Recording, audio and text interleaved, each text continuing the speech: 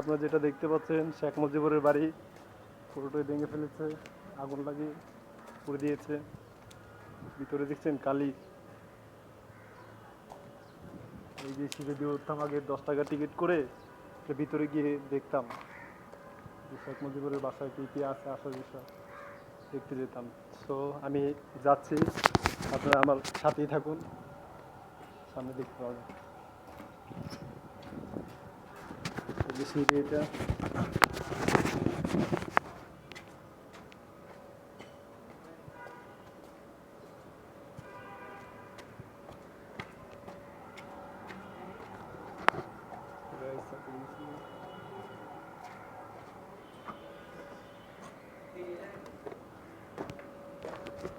হচ্ছে দোতলা,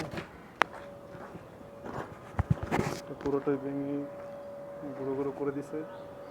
এখানে দেখতে আসতাম ভিতরে ভিডিও করতাম।